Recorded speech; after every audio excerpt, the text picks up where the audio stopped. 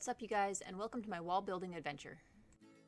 This wall is built of recycled and free items or old craft supplies. Many other materials could be used, but this is just one method. To start off, I used old cardboard, breaking open the boxes and cutting them down to approximately the same size as the space I want to cover. We will be making adjustments as we work, so nothing has to fit perfectly. I don't even really worry about cutting in straight lines. Next comes planning where the bricks are going to be. I recommend looking at reference pictures, but just varying the size and shape also works. I numbered my bricks so I could make sure I put them up in the correct order. Once you have your plan, cut them all out. Again, they don't have to be perfect.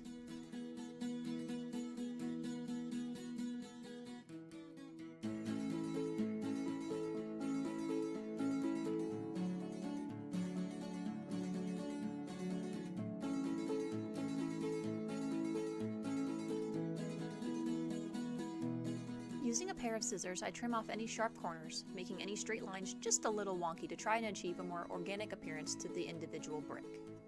More trimming comes as I work to ensure all the pieces fit together nicely. Once we have our pieces how we want them, it's time to glue. I use DAP contact cement, which requires a thin layer put on both surfaces you're looking to adhere together, and letting it dry to a tacky finish.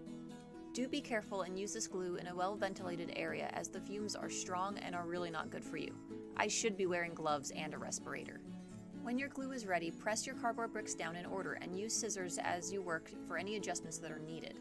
I like around 1/4 of an inch of space, but making it a little inconsistent I find makes it look better as a whole. From there, just keep going until all the space is filled.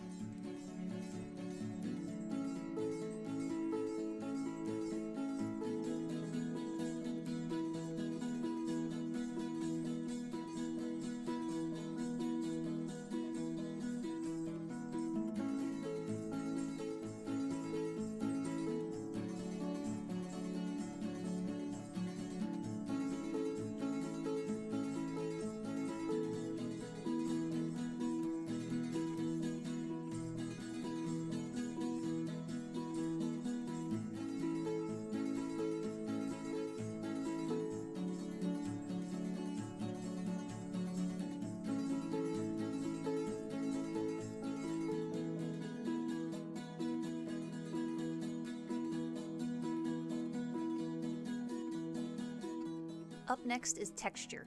I used some old plaster here, but I've used spackle and clumped up balls of paper mache before. The goal is to add texture and depth so it doesn't look like you just glued a bunch of cardboard to the wall. With my fingers, I use a stippling motion to make the surface uneven and lumpy, making some places thicker than others. Once all the flat surfaces are covered, it is very important to let it dry completely.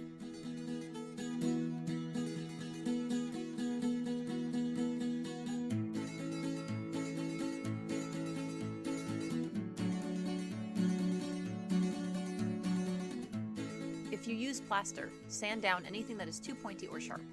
Now we are going to basically paper mache the wall.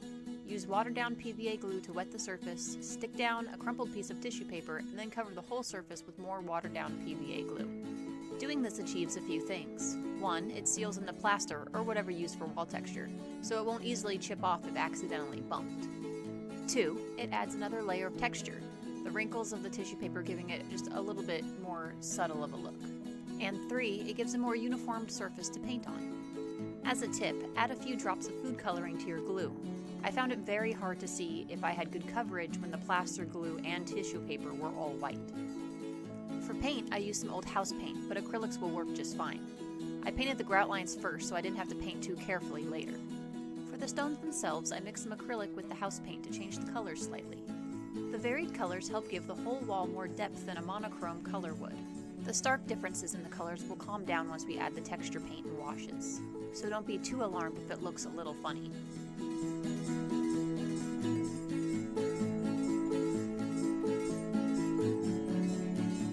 Once everything is painted and dry, I added a few coats of stone texture spray paint. This adds even more texture, calms down the colors of the individually painted stones, and gives the whole surface a rough stone-like feel. Now let it dry, and I mean completely. With some very watered down paint, I use black and brown, spray the surface and gently wipe off any excess. This is called a wash. This will dirty up all the cracks and grout and make the wall look aged. Missing is footage of dry brushing. I use white, dry off my brush almost completely, and just scuff the surfaces and edges to highlight all the high points of the stone. What's left is my favorite part, adding grime, mold, moss, and dirt to make the wall look very old and dirty. I use black sponge along the corners to create accumulated dirt, green and yellow acrylics to make moss. Using a staple gun, I attach some fake ivy for an added 3D effect.